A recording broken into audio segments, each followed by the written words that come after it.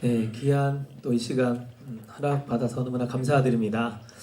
우리 처음 오신 분들 아까 너무 반갑고 환영하고요. 또 귀한 우리 또 예배와 나눔과 교제 있었으면 좋겠습니다. 오랜만에 보이신 분들 계세요. 이제 개강하고 드디어 이제 얼굴을 보게 됐습니다. 너무 반갑고 나중에 따로 한번 또 얼굴 보도록 하겠습니다. 여러분 저희가 지금 사전 예약제로 예배 현장 예배 참여를 진행을 하고 있습니다. 아시겠지만 이제 코로나 상황이 좀 우리 턱밑까지 많이 와 있음을 우리가 알게 되고 그래서 우리가 예배를 재개하지만 철저하게 우리가 그 생기는 것에 대해서 한번 예방 조치를 해보자라는 취지로 그렇게 했습니다. 그래서 여러분께서 조금 불편하시더라도 많은 양해를 좀 부탁드리고요. 여러분 코로노멀이라고 하죠. 코로노멀. 이제 코로나가 일상에서 우리가 일상에 기도하는 것처럼 일상에서 코로나가 만연해 있습니다.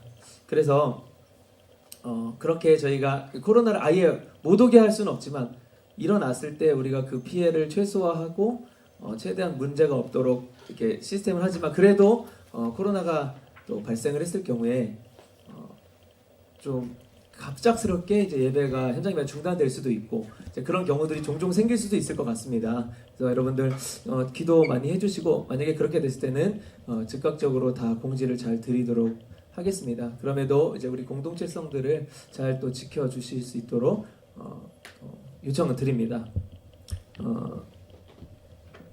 여러분들 들어오시면서 사탕 하나씩 받으셨죠? 네, 오늘이 화이트데이입니다. 화이트데이. 그래서 네, 우리 안내팀에서 여러분들에게 이렇게 사탕을 준비했습니다. 우리 안내팀에게 한번 박수 한번. 네, 감사합니다. 네. 달콤한 오늘이 되셨으면 좋겠어요. 더불어서 지금 우리 사순절 기간 계속되고 있습니다. 이제 곧 구체적인 또 광고가 나갈 건데요. 우리 고난주간을 준비하는 또 부활주의를 준비하는 이 기간이 됐으면 좋겠습니다. 사순절 지금 우리 백석대학교의 유튜브를 통해서 온라인으로 진행되고 있는 우리 사순절 새벽 기도에 함께 참여하셔서 같이 기도하시고 또 나눔 가져주시고 그렇게 우리가 곧 다가올 또 고난주간과 부활주의를 잘 맞이할 수 있었으면 좋겠습니다. 우리 일상의 기도 이제 한 마을이 남았어요. 이렇게 해서 우리의 기도는 끝났다가 아니라 이 시간의 목적은 우리가 특별히 자기 기도도 중요하지만 중보하는 것. 우리가 잘 모르는 청년들이 서로 많아요. 그럼에도 이름만 먹어도 중보하는 것. 그러니까 중보는 그 사람을 위해서라기보다요. 하나님께서 기도하라고 말씀하시는 나를 위해서 기도하는 거라고 할 수 있습니다. 그 중보의 일상화를 위해서 이 시간 우리가 갖고 있습니다. 여러분들 그 기도가 우리 안에 좀 남을 위해서 이렇게 기도해주는 그 모습이 습관화됐으면 좋겠어요. 거룩한 영적 습관이 우리 자리매김하는 이 시간이 꼭 되었으면 좋겠습니다. 우리 마지막 마을 기도 제목까지 잘 귀하게 올려주시면 감사하겠습니다. 오늘 우리 백석대학교가 27살이 된 날입니다. 그래서 우리 떡을 좀 이제 나갈 때 떡을 드릴 거예요. 우리 27주년 창립기념일 지금까지 돌봐주시고 인도해주신 하나님께 감사드리고 또 그 와중에 이렇게 여러분들을 만나게 해주시고 또 새로 올 분들 또 어떻게 될 인연인지 모르겠지만 이 여정들을 계속해서 이끄시는 하나님께 감사하는 마음으로 오늘 예배를 드리고 싶습니다. 그래서 이 나가실 때 떡 하나씩 잘 받아가 주시고요. 아까 우리 성인 예배 때 떡을 받으신 우리 스태프분들은 이게 떡이 조금 모자랄 수도 있을 것 같아요. 예상보다 조금 더 많이 오셔가지고 그래서 그 부분들 좀 양보를 해주시면 감사하겠습니다. 예. 미운 놈 떡 하나 더 준다고 죄송합니다. 받으셔서 취식은 이 안에서는 불가능하시고요. 가지고 가셔서 댁에서 잘 드시면서 마음 다해 주시기 바랍니다. 우리 3달 정도 지난 것 같아요. 3달 만에 우리 느헤미야 강해를 다시 재개합니다. 감회가 너무 새롭고요. 작년 12월 아마 한 셋째 주쯤부터 이제 중단이 됐던 것 같아요. 다시금 이 느헤미야서를 통해서 보는 우리 개인의 삶의 이 성전으로서의 이 삶의 회복, 우리가 그 8번째 시간 오늘 이제 갔습니다. 성전은 거룩한 곳이죠. 그리고 하나님을 거룩하게 예배하는 곳입니다. 거룩한 예배는 거룩한 예물이 있어야 합니다. 자, 그리고 그 예물은 지금으로서는 뭐예요? 우리가 헌금이 될 수도 있고 뭔가 헌물이 될 수도 있고 또 우리 봉사가 될 수도 있고 여러 가지가 있지만 제일 중요한 근본적인 것은 우리 삶을 들여서 순종하는 것, 이것이 우리 예배의 예물이 되는 겁니다. 근데 그 예물이 거룩한 예물이 되려면 성전으로서 지음받은 우리가 우리 몸, 우리 삶이, 우리 인생이 거룩하지 못하는 것과 멀어져야 돼요. 뭐죠? 바로 죄입니다. 그러나 우리는 죄와는 떨어질 수가 없는 관계예요.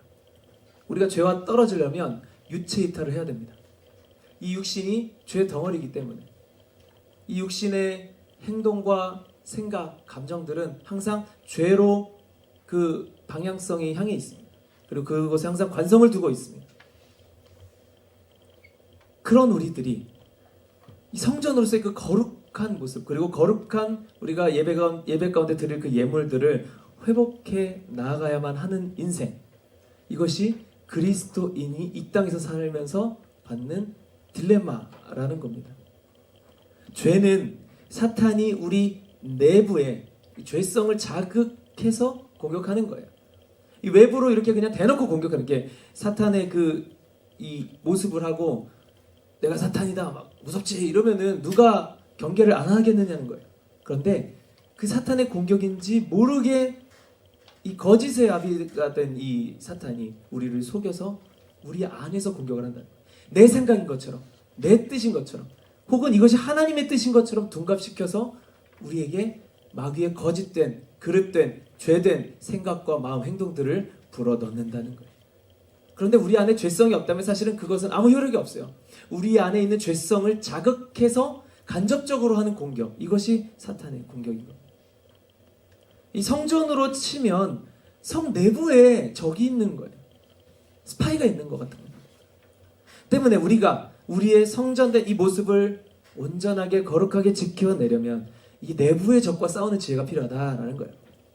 오늘 이 느헤미야와 유다 백성들이 그동안에는 이 앞선 7주간의 그 여정 가운데서는 이 외부의 적들, 이 성전의 재건을 막으려는 외부의 적들과 싸워서 계속해서 이겨나아갔다면 이번에는 이 내부로부터 오는 적과 싸우는 모습, 이 모습을 통해서 우리 각자의 성전된 삶의 모습을 회복해 나아가기 위해서 죄와 싸우는 이 지혜와 힘을 우리가 다시금 얻을 수 있는 오늘 귀한 시간 됐으면 좋겠습니다. 이 느헤미야와 유다 백성들이 힘을 합쳐 이 성벽을 재건하고 그 대적들의 공격에 대비하고 있을 때, 외부의 공격에 대비하고 있을 때, 이 또 다른 문제인 내부의 공격이 발생을 합니다. 이 당시에 유다 백성들은요, 대부분 이 식량난으로 어려움을 겪고 있었어요. 이것을 틈타서 유다의 귀족과 관리들이 이 고리대금을 통해서 힘없고 가난한 이 백성들, 일반 백성들을 착취했던 겁니다. 자, 이렇게 다 같이 어려울 때도요, 참 인류의 그 존재 안에는 항상 부익부 빈익빈은 존재하는 것 같습니다. 가난하면 가난한 만큼 다 같이 가난한 게 아니라 그 와중에도 가진 자가 있고 못 가진 자가 있는 거예요.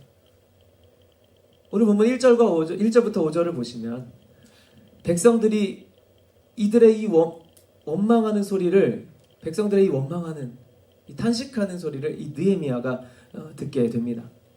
그것은 바로 유다 백성들의 지도자들, 그 귀족들이 힘없는 백성들로 하여금 세금을 과하게 받고 있었다라는 그 소식이었죠.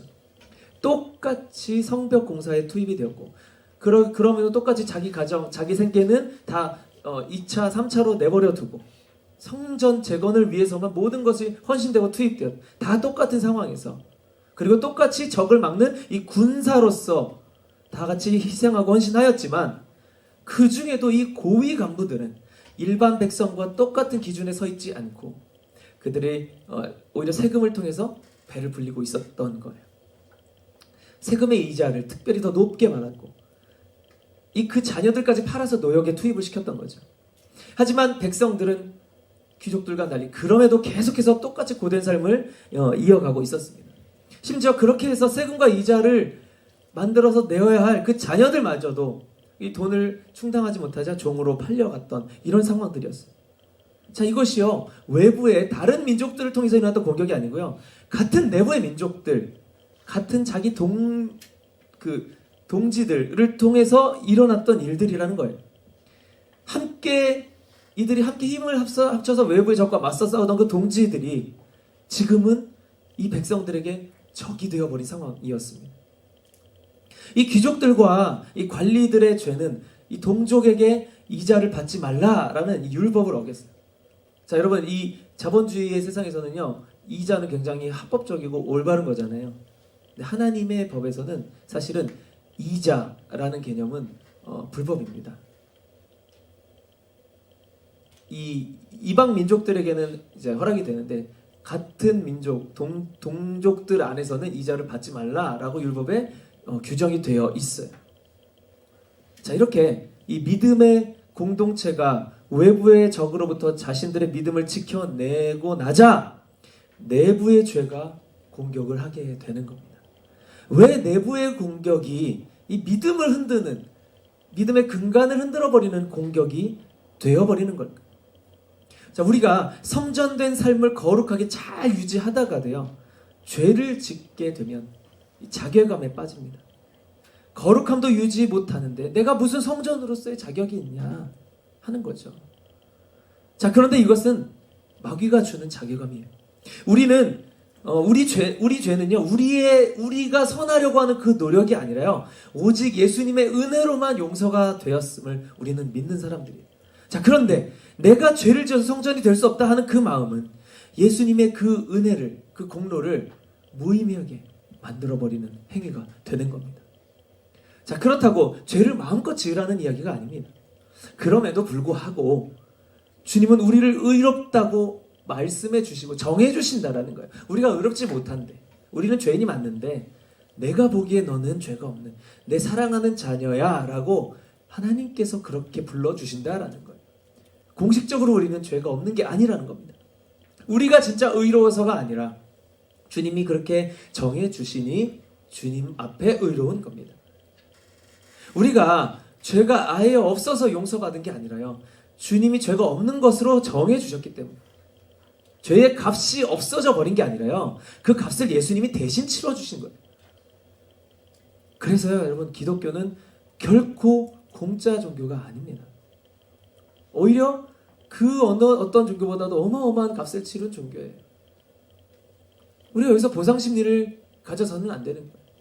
교회에서는 다 받아 누려야 돼, 이렇게 생각하면 안 되는 거예요. 오히려 정말 이 은혜를 받은 자들은 이제 희생의 자리로 나아갈 수 있어야 하는 겁니다.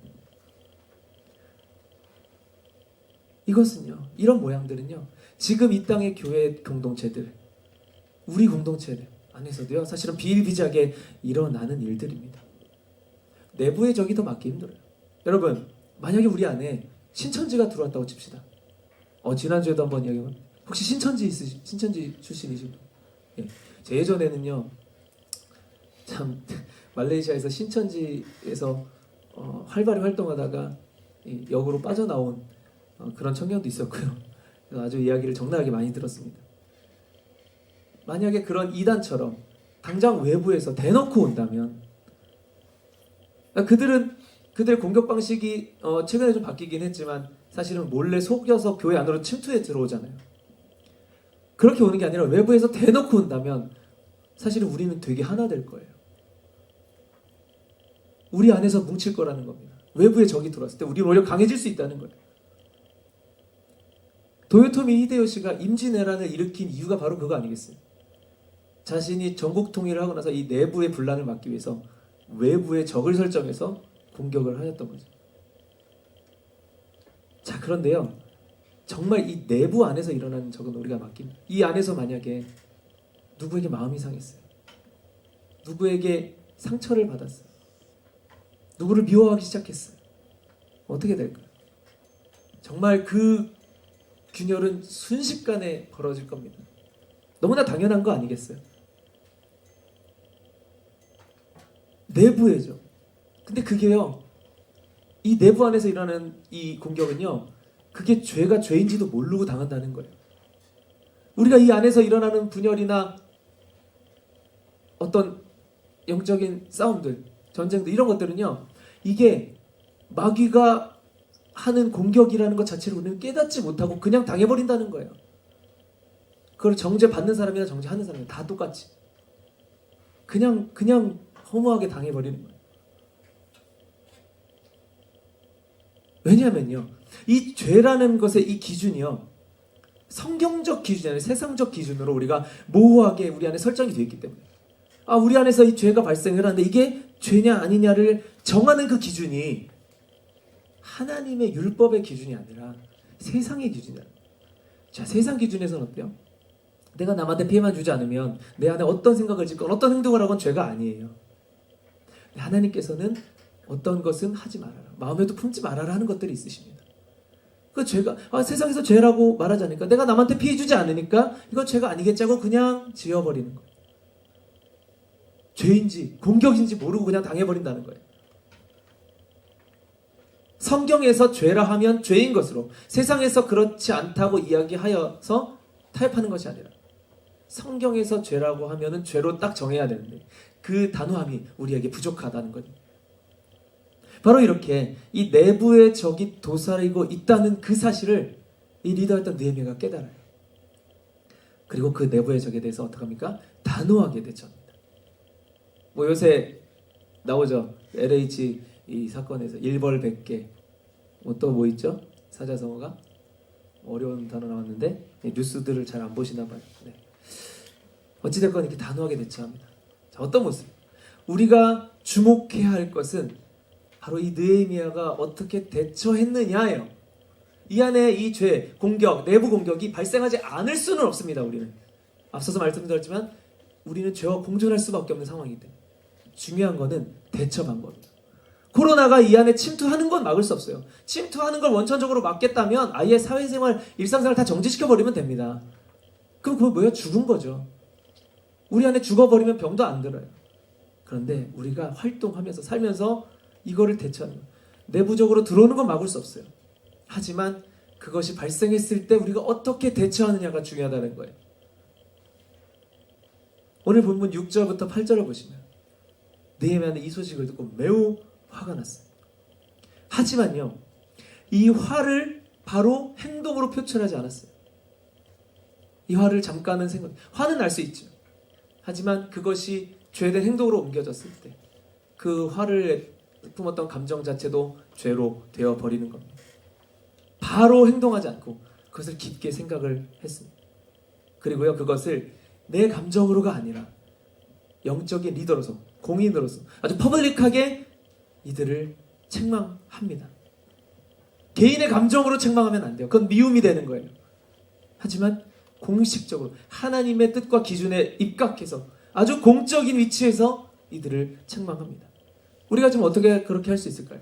상대방을 건면할 때 우리 말씀을 근거로 해야 하는 거예요. 미움을 가지고 내 감정을 가지고 이야기해서는 안 되는 거예요. 그러면 아무리 옳은 말이어도요, 그것은 공격과 상처가 되는 겁니다. 그리고요, 그 책망을 위해서요, 그 책망의 말을 공식적으로 하기 위해서요, 느헤미야가 어떤 행동을 하는지 아세요? 큰 집회를 열어요. 대규모 이 집회를 엽니다.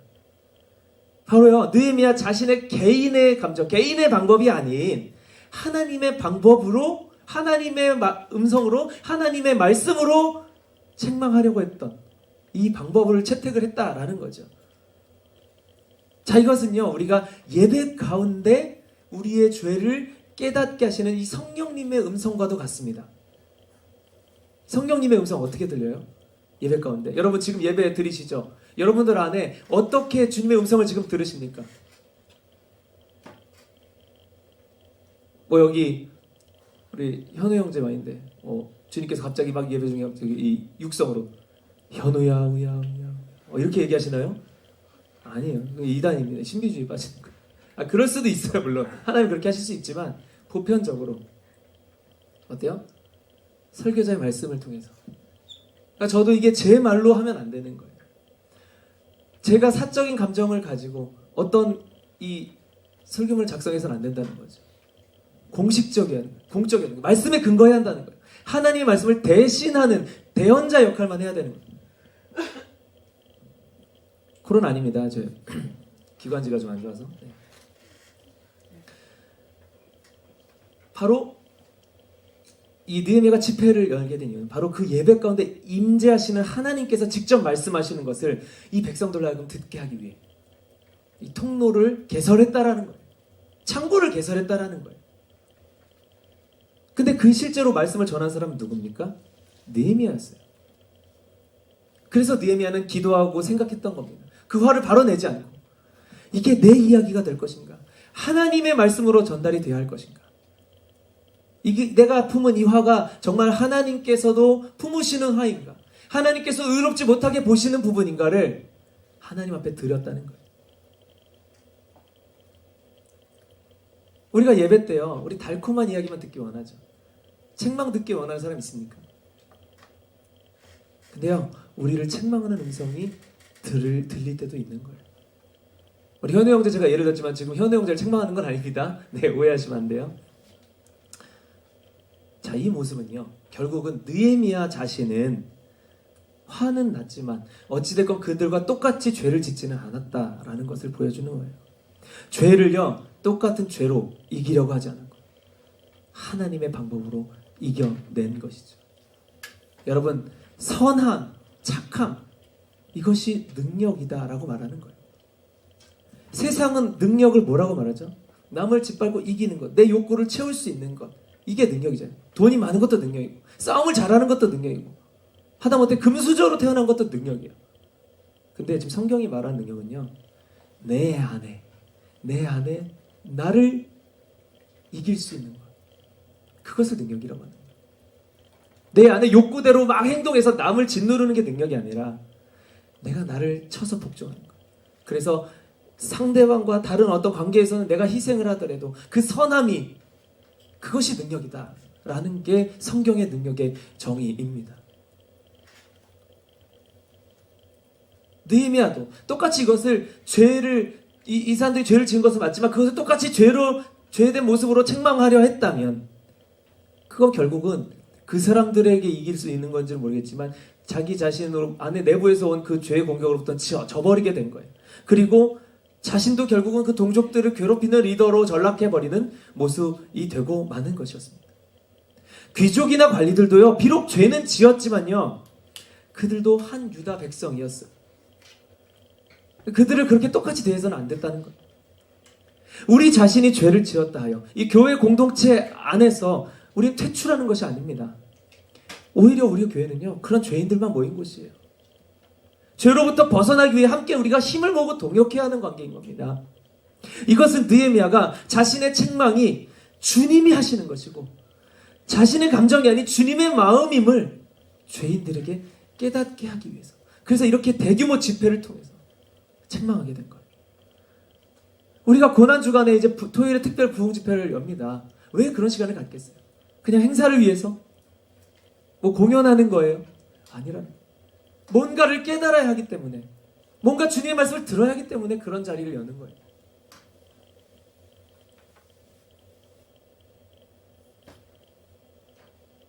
우리도 우리 스스로의 죄에 대해서 무너지고 자꾸 타협되려고 할 때 이것을 단순히 정죄하는 것이 아니라요, 우리 자신의 죄를 정죄하는 게 아니라 이 죄를 주려는 이 마귀로부터 우리의 마음을 지키는 것이 중요하다는 겁니다. 그리고 그 마음이 마귀가 아닌 이제 성령으로 사로잡히게 해야 하는 거예요. 그렇게 하기 위해서 이 마음의 원래 주인인 하나님께 지금 이 죄된 마음 솔직하게 의탁드려야 하는 거예요. 하나님 앞에 이 죄된 생각이 있을 때요, 다른 데는 숨길 수 있을지 몰라도 하나님 앞에는 솔직히 돼야 돼요. 하나님, 나 솔직히 죄 미워요. 하나님, 나 솔직히 이 상황 너무 짜증나요. 하나님, 나 죄 진짜 죽여버리고 싶어요. 이거 솔직히 얘기하는 거예요.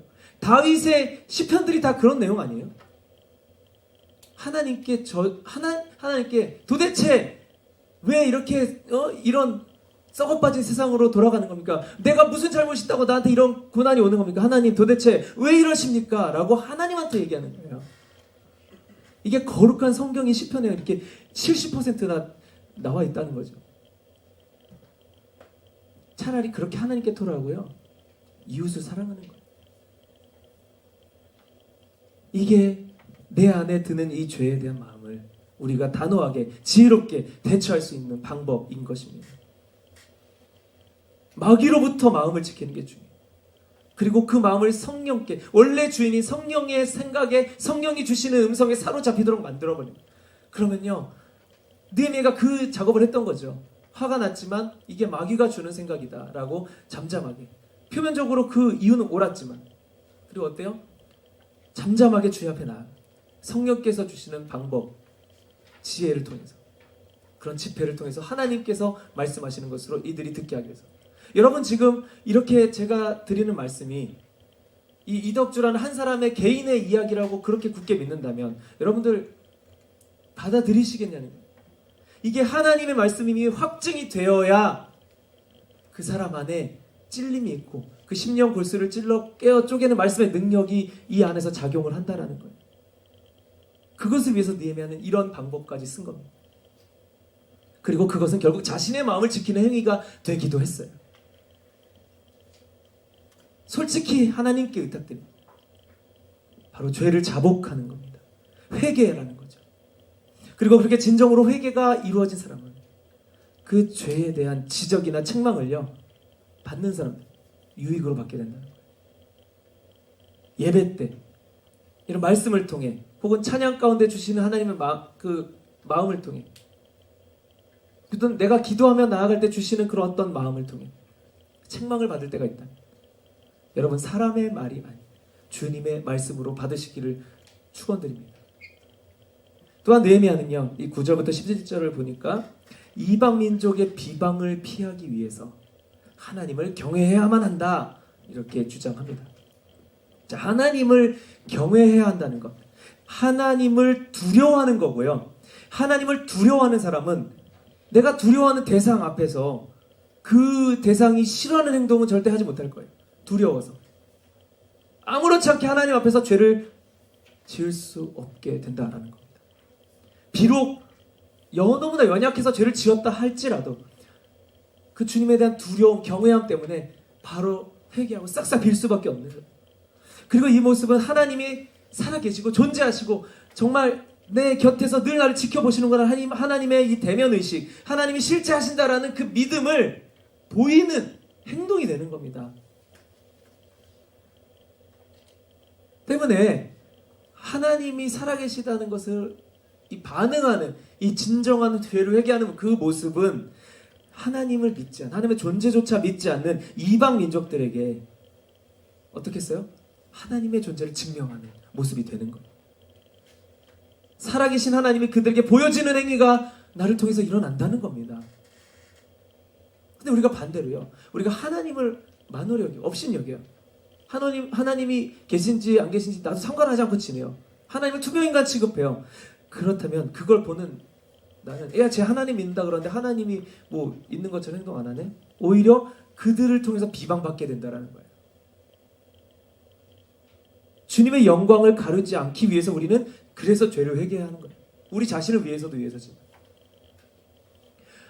여러분, 제가 어릴 때 제 동생, 제가 사형제 중에 이제 첫째거든요. 근데 이제 그 막내 2명이 쌍둥이인데 좀 나중에 태어났어요. 이제 둘째랑 둘만 있을 때, 이 세상에 둘만 존재할 때 제가 이 둘째 동생하고 많이 싸웠습니다. 뭐 싸웠다기보다 제가 많이 괴롭혔죠. 그런데 재미난 건 그 동생이 다른 어디 가서 괴롭힌다고 맞고 오면 그렇게 열이 받는 거예요. 그런데 그들이 왜 동생을 그렇게 쉽게 여기나 생각해 봤더니 제가 그 친구들 앞에서 동생을 되게 하찮게 대했었더라고요. 그렇게 보는 거예요. 내가 동생을 존귀하게 여겨주면 이들이 함부로 하지 못한다는 거예요. 우리가 하나님을 그렇게 대할 때 세상이 하나님을 인정할 수도 있고 하나님을 업신 여길 수도 있게 된다는 거예요. 그리고 그 모습은 바로 진정으로 회개하는 모습. 그것이 바로 하나님을 내가 인정하고 그 존재를 인정하는 진정한 믿음의 모습이 된다라는 겁니다. 그리고 이 느헤미야는 귀족과 관리들에게요, 폭리를 취한 것들 다 돌려주라 하면서 자기 자신과 자신의 형제들 그리고 부하들도 백성들에게 이제 이자를 받지 않고 물질을 빌려주겠다, 이렇게 이야기합니다. 느헤미야는 이런 어려운 상황 가운데서도 어찌됐건 이 지배국의 총독으로서 이 그 권한을 가지고 지금 온 거거든요. 그러니까 이 국가에서 받는 녹봉들이 많이 있었어요. 사실은 느헤미야는 그 기존에도 그것들을 다 이 성벽 재건을 위해서 헌납을 많이 했던 상황이었거든요.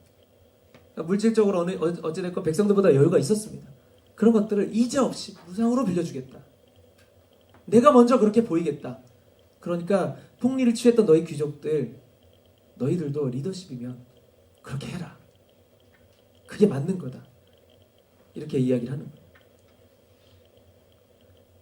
자, 느헤미야의 이런 솔선수범하는 행동, 귀족들과 관리들의 죄값을요 단지 그들에게만 지우지 않고 그들을 그냥 벌 주고 심판하고 끝나는 게 아니라, 세상 법은 어때요 지금? 세상의 정의는 어때요?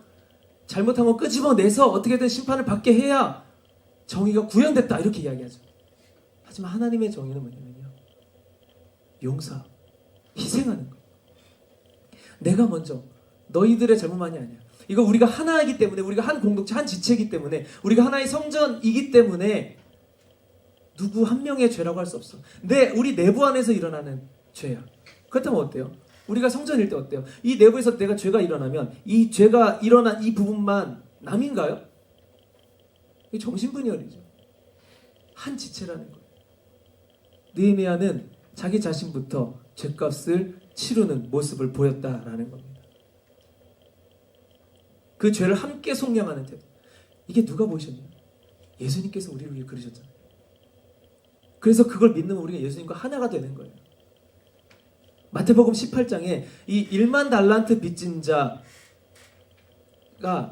그 빚을 자기는 탕감받았으면서 자기 돈 100데나리온을 갚지 않은 그 사람을 용서하지 못한 이런 모습, 우리가 그 모습을 잘 알고 있잖아요. 우리 공동체 안에서 일어나는 이 죄의 문제는 비록 내가 지은 죄가 아니더라도 우리 공동체 전체의 죄와 같다는 말입니다. 그래서 우리는 성도의 죄를 내 죄처럼 회개하고 우리가 중보해야 한다는 거예요. 예수님도 우리 때문에 죄값을 치르셨는데 그 예수님의 삶을 따르는 게 그리스도인 아니겠습니까? 이 죄를 지은 이 귀족과 관리들의 이 태도, 다행히도 비록 죄는 지었지만요 진정으로 회개하는 모습입니다. 아직 이 막장까지 가지 않았다는 거예요. 이 12절과 13절을 보니까 느헤미야의 권면을 들은 이들은요 이것을 기분 나빠하거나 불편해하지 않았어요. 그리고 그 회개에 합당한 행동을 할 것, 여기에 순종했다는 거예요. 이것은 느헤미야가 자신의 감정이 아닌 하나님의 말씀으로서 선포했기 때문에 일어날 수 있었던 현상이라고 저는 믿습니다. 비록 죄는 지었지만 자신들도 어찌됐건 하나님을 섬기는 귀족과 관리들, 이게 논리적으로요 이게 죄라는 거에 대해서 하나님께서 말씀하셨는데 내가 하나님을 섬겨, 근데 이걸 지키지 않아. 하나님 섬긴다는 것 자체가 모순이거든요. 그러니까 이들은 이것을 회개하지 않으려면 하나님을 포기해야 되는 상황이었어요. 그런데 이들은 다행히도 하나님을 선택했다라는 거예요. 그리고 자신들의 죄를 회개하고 말로만, 입술로만 회개한 게 아니라 그 회개한 대로 합당하게 행동해 옮겼다라는 겁니다. 이들이 느헤미야의 말을 하나님의 말씀으로 받지 않거나 혹은 하나님을 무시하거나 하여 자신들이 하나님을 섬기는 참된 신앙인이 아닌 모습으로 되어지는 것, 그것이 이들은 용납할 수 없었던 거예요. 진정한 죄의 회개는 그 회개에 대한 행동이 수반되어야 한다는 겁니다.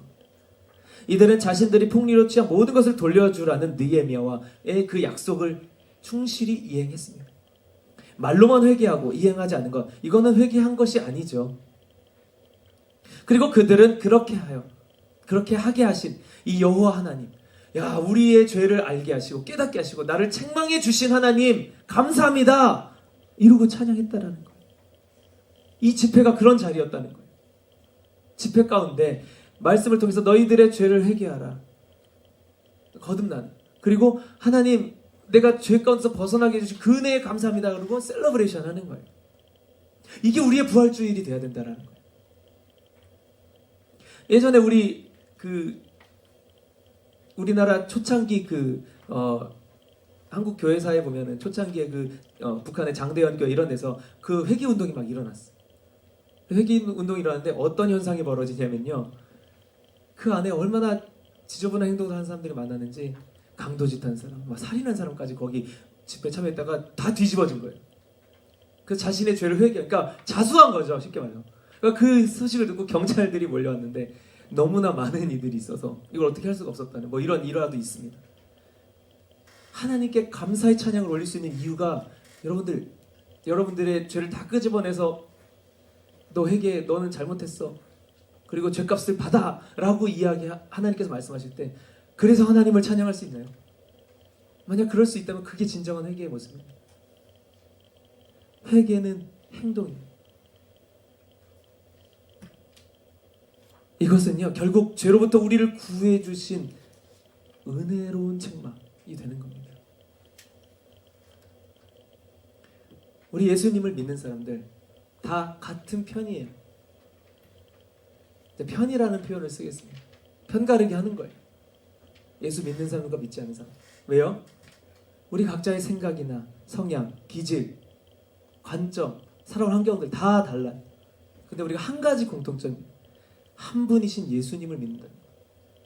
그리고 그분의 생각과 뜻을 내가 따르기로 결정하는 사람들. 그게 예수 공동체입니다. 그거 하나로 우리가 하나 되고 일치될 수 있는 거예요. 함께 믿는 자들이 하나 되는 것은 그런 다름, 생각, 성향, 기질, 살아온 환경 이런 것들이 같기 때문이 아니라 그게 잘 맞아서 내가 한 편인 것이 아니라 성령 하나님께서 하나의 마음을 주시기 때문에 하나 된다는 거예요. 바로 이 성령이 주시는 것을 공급받는 참 믿음의 소유자라면요 때로는 죄로 넘어질 수 있어요. 참되게 회개할 수 있게 되는 겁니다. 오늘 말씀의 이 귀족과 관리들처럼 같은 하나님을 섬기는 사람으로서 동일한 다른 유다 백성으로서의 같은 편에게 죄를 지었을 때 공동체 안에서 우리가 같은 편인데 서로의 마음에 상처를 주었을 때 내 안에서 내가 나를 망가뜨리는 이 죄를 내 스스로를 망치는 그걸 망치는지도 모르고 일어나는 그 죄를 지었을 때 범했을 때 이 한 하나님을 섬기는 이 하나됨이 우리 안에서 무너지지 않으려면요 쉽게 말해서 우리 몸이 자아분열되지 않으려면 우리는 진정으로 회개해야 돼요. 진정으로 회개하는 행동이 나타나야 돼요. 우리 청년대학교 공동체 마찬가지라는 겁니다. 예수님을 믿는 자들 다 한편이에요. 그 하나됨, 가장 상위의 하나됨 말고 그 이하되는 다름 때문에 서로 싸우게 되는 거죠. 본질적인 하나됨을 비본질적인 요소가 가로막는 거예요. 이거 분명한 마귀의 미혹이고 공격입니다. 우리가 이럴 때 이 사실을 깨닫고 바로 회개하고 돌이킨다면 마귀의 공격을 우리는 이겨내게 되는 거예요. 얼마나 속 시원합니까 여러분? 우리 이기고 싶지 않아요. 지고 싶지 않잖아요. 근데요 이기고 싶은 대상이 우리가 제대로 설정이 돼야 된다는 거예요.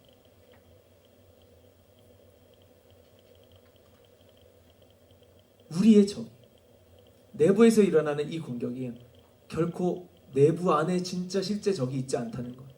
여러분 이걸 깨달으셔야 되는 거예요.